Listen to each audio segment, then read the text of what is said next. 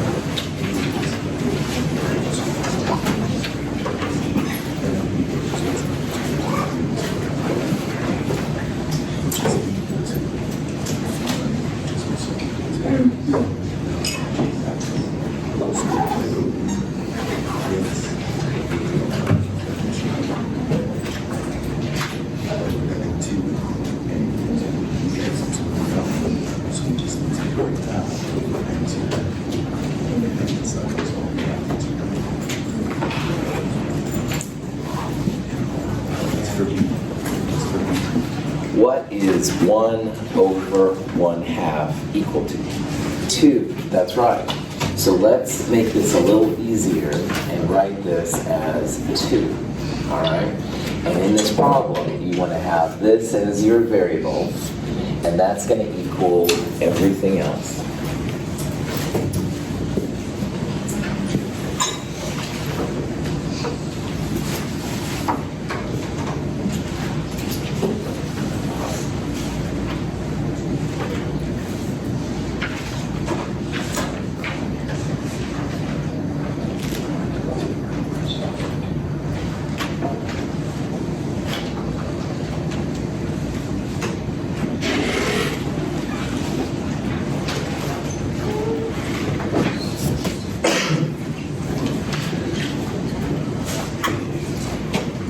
This problem concerns how to define the rate of a reaction.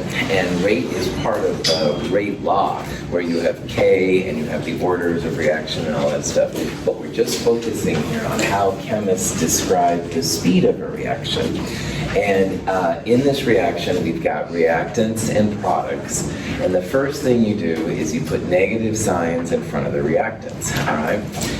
The other thing you need to do is go 1 over the stoichiometry. So for the CH2O part right here, it would be 1 over 2, 1 over this number. And you also want to do this for oxygen, which would be 1 over 1/2. But as several of you saw then, 1 over 1/2 is just equal to 2. So what we're trying to do here then is basically solve for delta CH2O over delta T. And you can see that there's this funky 1/2 in front of it. So how do you get rid of the 1/2 in this kind of problem? Yep, that's right. You want to multiply by 2, all right? Because 2 times 1/2 goes to 1. And if you're trying to get it in terms of this one, that means you're going to have to multiply this one by 2 as well. So on this side then, you'd have delta CH2O over delta T equals 2 times 2 delta O2 over T. So you end up having 4 times the delta O2 over delta T. Now, why this kind of thing is important is that when you're doing a reaction, all right, maybe Caleb can study the oxygen appearing with time, all right, and Matthew can study the formaldehyde appearing with time. And the stoichiometry here makes them quite different, all right? So initially, Matthew and Caleb's numbers would look quite different from each other. But if you do the 1 over stoichiometry, negatives in front of the reactants, positives in front, you can translate one to the other. So if you had the delta O2 over delta T and you wanted it to make sense for your formaldehyde over delta T, you could multiply those numbers by 4 in order to get the same thing. The punchline here is that, remember, reactants get the negatives, products are positive, and the other thing, make sure you go 1 over the stoichiometry. Any questions? Yeah? What if, for example, CH2O was a reactant? Then you would have a negative in front, and there would be like a -4 by the O2. That's right. Yeah, good question. Okay. Most of the things we're going to look at in kinetics won't be like that one. They're more about these kind of things. And this is where we start to explore the rate law. And it says that this reaction is second order with NO and third order overall. See if you can use this information to find what the reaction is going to look like, what the rate law for this one is going to look like.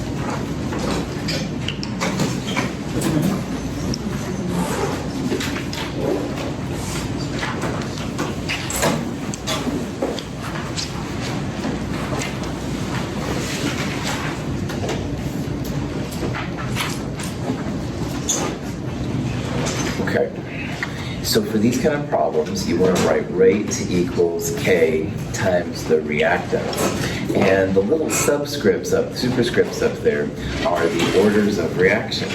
And several of you put answer D. And I think that if you put answer D, you were looking at these numbers up here to put in right there. Sometimes those numbers and these numbers are the same, but sometimes they aren't too. So in order to figure out what they are, read a little more carefully into the problem itself. Now it says that it's second order in NO, so that means you definitely put a 2 by the NO. The superscript 2 means that it's second order, a 1 would be first order, etc., etc. If something is third order overall, that means that you add those little superscripts together, and all of them together in this case would be 3.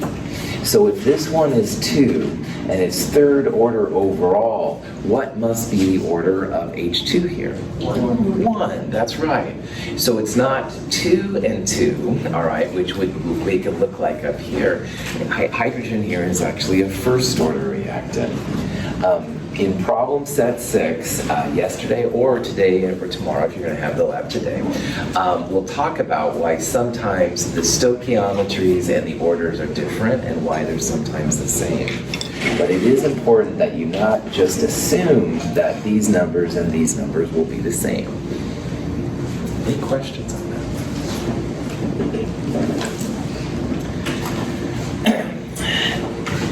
This reaction is second order in NO and third order overall. So again, what does that make the order of hydrogen in this case? 1, that's right. So we've got second order NO and first order H2. Now, we're increasing the NO concentration by a factor of 5. So imagine we had like 0.01 moles per liter, and now we have 0.05 moles per liter, something like that. How will that affect the rate? Which one of those do you think best reflects the change to the rate in this reaction? See if you can think about that.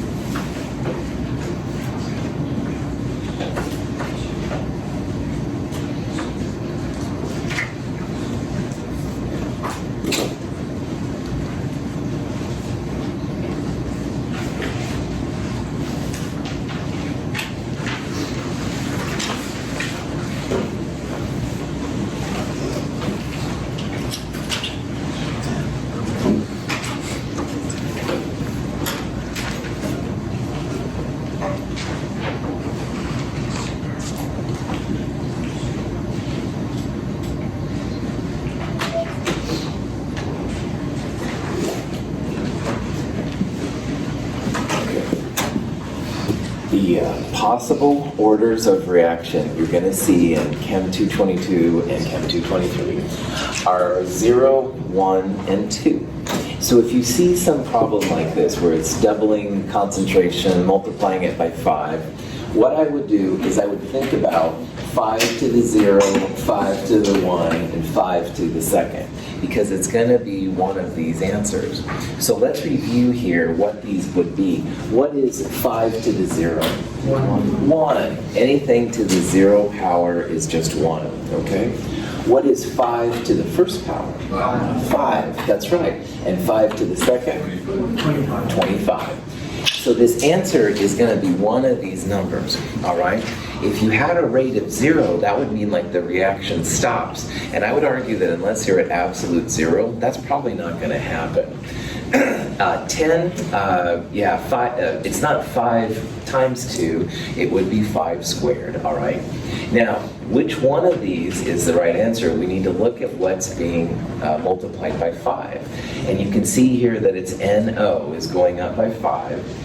NO is a second order reactant, so 5 to the second power. This thing's going to go up by 25 times. This thing is going like the Flash or something. It's really going much faster. But if you have a problem like this, if you multiply by 4, all right, well, it's going to be 4 to the 0, 4 to the first, and 4 to the second. Those are the only possible answers for these kind of problems. And sometimes that can help you to kind of narrow it down. Any questions?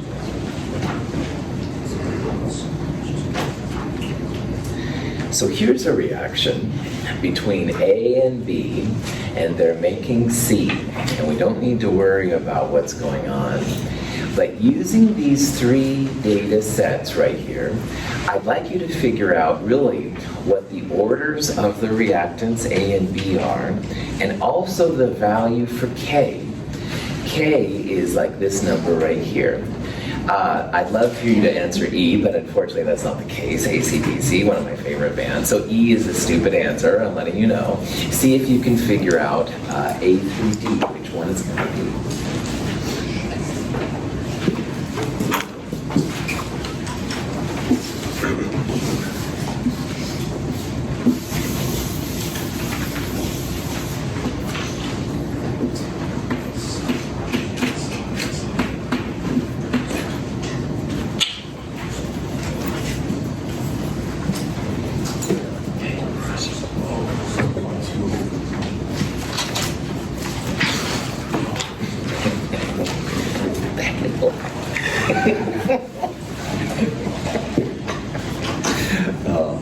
Don't make me start singing. It's better for everybody, trust me.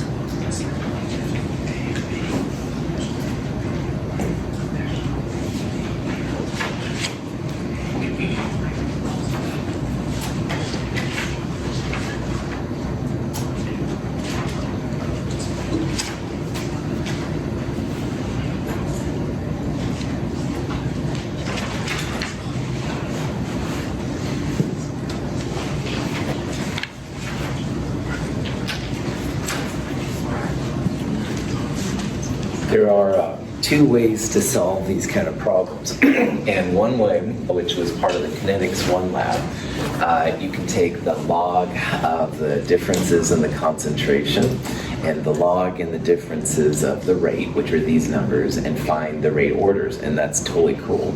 But let me share with you another way which works a lot of times, and we'll talk about this in problem set 6 this week.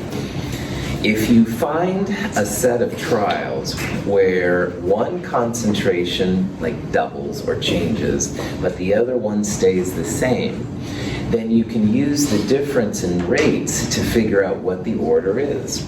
So here's what I mean by that. If you look at the first set versus the second set, B is not changing. B is 0.20. So any change over here in this side, which is the rate, any change over here is going to be a direct influence on A. And remembering that these orders can only be 0, 1, or 2, we can then think about the difference in concentration, this is a doubling, and the difference in the rate. So what is 80 divided by 40? 2. And what's 0.20 divided by 0.10? 2. So it's like 2 to the x equals 2. And these x's, remember, can only be 0, 1, or 2. So if 2 to the x equals 2, what do you think x is going to be? First order. A is going to be 1. It's a first order reactant. Now, there's nothing wrong with doing the logarithm versions of that. You would take log of 0.2 divided by 0.1 and divide that by the log of, reverse that. Log of 80 divided by 40, and then all of that divided by log 0.2 divided by 0.1. That would be another way to solve for x, but you should see that x is 1. Now, which data sets, will we use to find what's happening with B? What would you recommend? First and third. First and third. Well done, Dimitri. The reason Dimitri picked that is because first to third, A now doesn't change. We know that A is first order. But B, if you look at third one versus first one, B is doubling, okay? So here we've got 0.10 to 0.20, B is being doubled. How would you describe the change of the rate from 3 to 1? No change. So if the rate doesn't change, what must the 0? That's right. So by looking at this, you can see then that A is first order, B is 0 order, anything to the 0 order is just 1. You can write this as rate equals K times A to the first power. Questions how we did that? Yeah. With using log for finding A, it would be log 80 over log 40 divided by log 0.2 divided by 0.1. Okay. That's right. And I'm assuming that's log base 10. Yes, I think you could use natural log, but use it to be certain. Do you always do, so I noticed that you always take, like, if we have trial 1 and 3, you always do 3 over 1. Is there any reason why you can't do 1 over 3? Cool.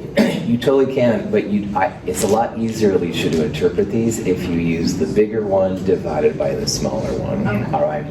So for A, I would do 2 over 1, like a change of 2. And for B, I would use 1 over 3, because then you've got that ratio of 2 and stuff. Some cool people this week I saw already were doing like 1/2 and 1/2 changes, and that's cool too. I think better in bigger numbers, but there's nothing wrong with doing it as long as you keep your math online. Okay. But I would recommend you do the bigger over the smaller. Cool. Other questions? All right. Once you know that this is first order, the last thing is to find the value of K. And you can pick any of these you want to. This is the rate, so that's 40. 40 equals K, which we're looking for, times 0.1 to the first power. So 40 divided by 0.1 is 400. So the answer right here then is going to be D. This is the rate. rate equals k times a to the first power. The first one is invisible and stuff because you don't really have to have them. Any questions on that? Knowing this technique, you can look back on your Kinetics 1 lab and you can see how the rate should have doubled for like HCl and acetone, but it should probably stayed about the same for the iodines. All right. This reaction, A to B, is a second order reaction. And I'd like you to tell me which of these combinations, if you plot them, will give you a straight line. So log of A versus time, base 10 log, natural log of A versus time, 1 over A versus time, or A squared versus time. Which one of those will give a straight line if you graph it?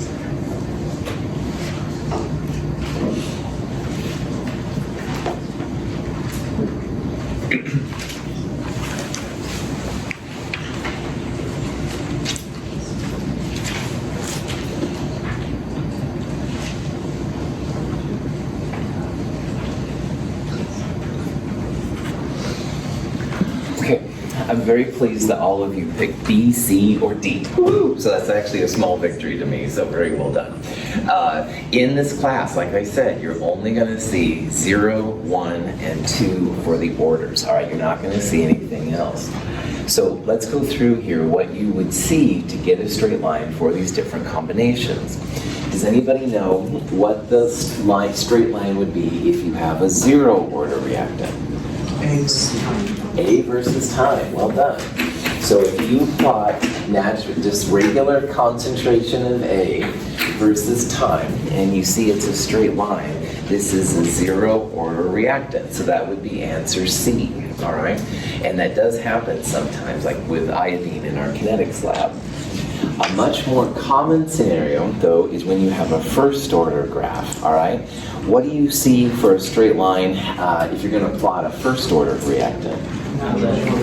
Natural log of A versus time, that's right. So if you plot the natural log of A, the concentration of A versus time, and its first order, you are going to see a straight line. This goes back to the integrated first order rate law and all that stuff. So second order then, by default, has to be 1 over the concentration versus time to see a straight line. So if you really have a straight second order reaction, if you plot 1 over the concentration versus time, you're going to see a straight line. The other ones you would have less than that. And again, this is the power of linear regression. You can see the R values to get the best number and stuff. We'll talk about this in problem set 6 this week. Any questions?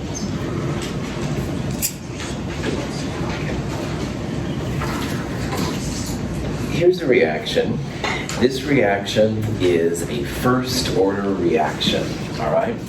And we're seeing again how A is disappearing, but this time now A is first order. And we do a linear regression on our straight line, and you get y equals negative 0.00106x, and then essentially minus 3.91.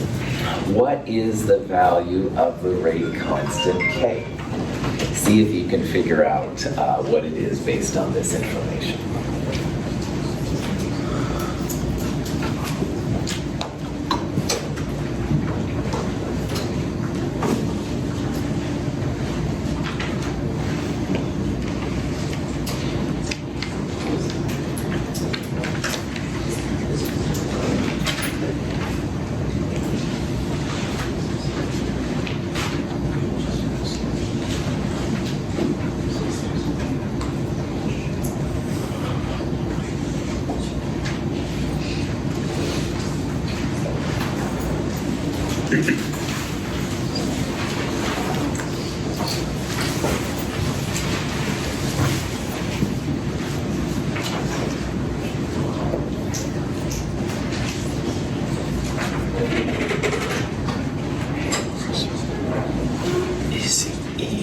Yeah, that's right.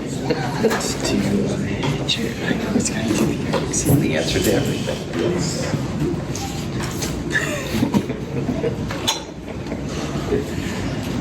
I try to throw in some stuff, so I don't know if anybody gets it.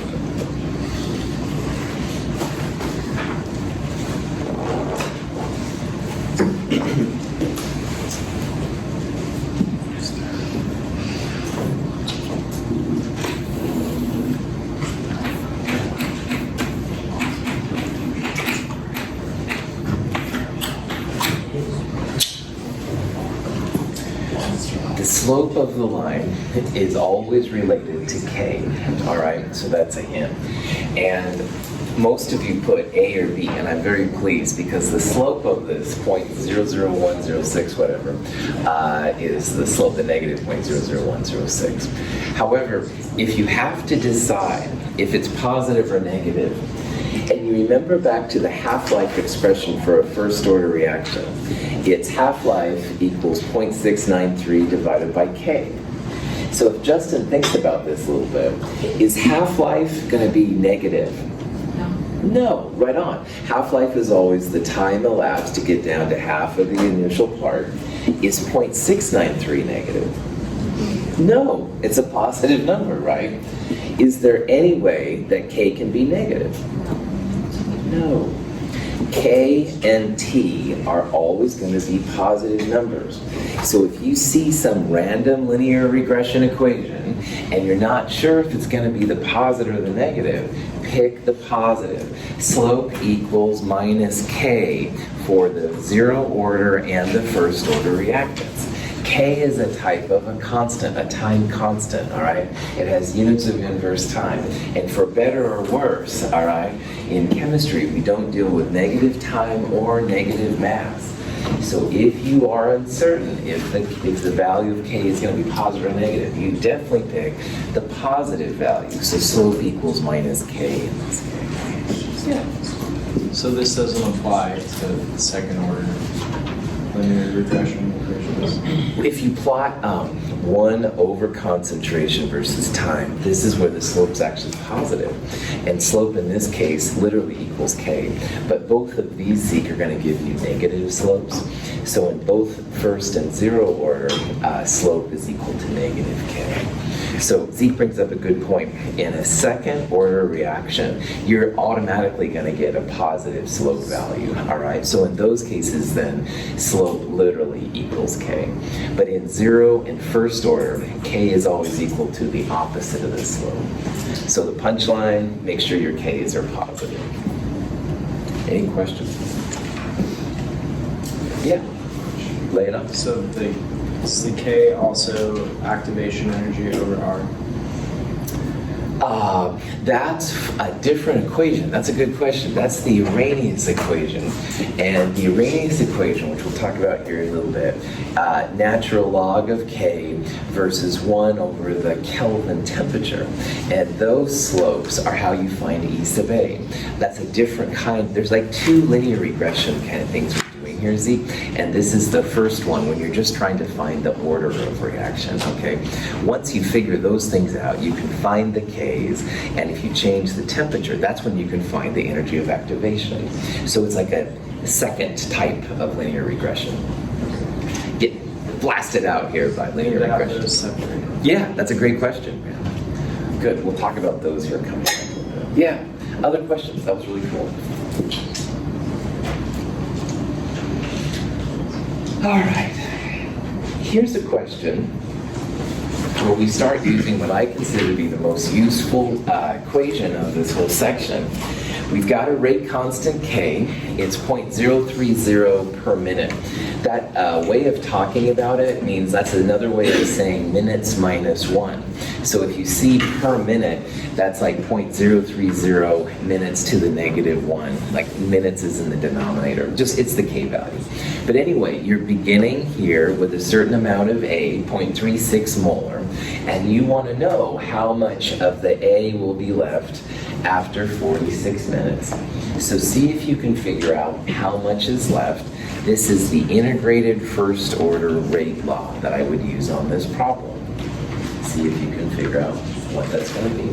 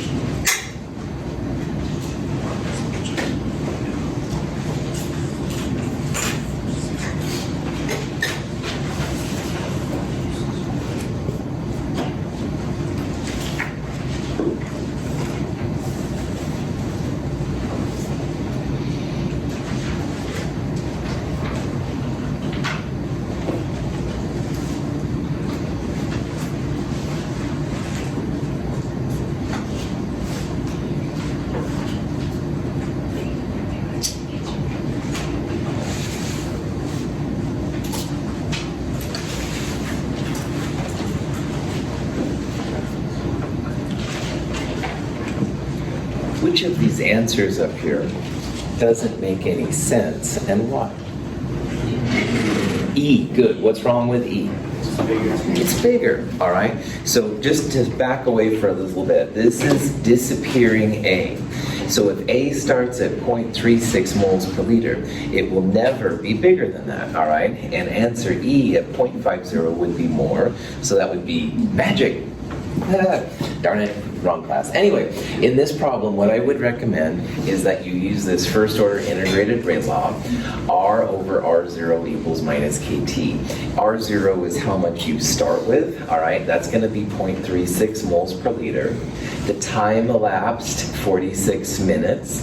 K, this weird 0.030. Notice that K and T both have the same kind of time unit, so they're both minutes. They're not like hours and inverse seconds or something like that. To get rid of the natural log, you go e to the x, the little second function, ln kind of button. So you'll go, well, I guess it's easier to show. What you're going to end up with then is 0.090. So again, to go from this down to here, you need to do the anti-log e to the both sides. So e to the minus 1.38 is just a number. It's that number right there. And if you take that and you multiply it by 0.36, you get 0.09 moles per liter. Any questions? Yeah, Joseph. Is K constant regardless of unit of concentration? Examples are kilograms in molarity. Yes, as long as you don't change the temperature or the reaction type, all right, K will be a constant, yeah. And does K change units if it's like, say, a zero order or second order reaction? No, as long as you're keeping the same reaction, you'd have the same types of reactants to the same orders, so they will be the same units and stuff. So, but again, most of the time the units of K are ignored. In this context, you just need to know that the time is the same. So, good question. All right. We've got time for one more question. This is a radioactive gold isotope. And this radioactive isotope has a half-life of 2.7 days. You're starting with 5.6 milligrams, and you're curious how many days does it take to get down to 0.70 milligrams. So to solve this one, you'll use first order integrated rate law and half-life 0.693 divided by K. So solve for K, and then place it up there, solve for time. See what happens.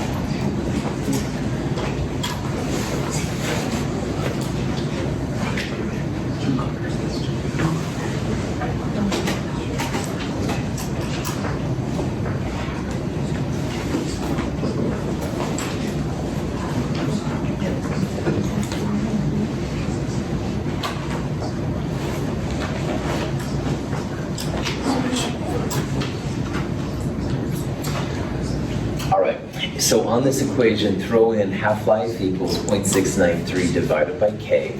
You want to solve for k with half-life. So if you substitute in for k 0.693 divided by half-life in the k part, you end up with this thing right here, and you want to solve for t. T comes out to be about 8.1 days. You could probably guesstimate this by doing the half-life method, so 2.7 days. You could try and figure out how long it would take to go from this number to this number, but again, I recommend using just the regular first order. Any questions? All right, we'll do more of this on Friday. Have a wonderful day. See you guys soon.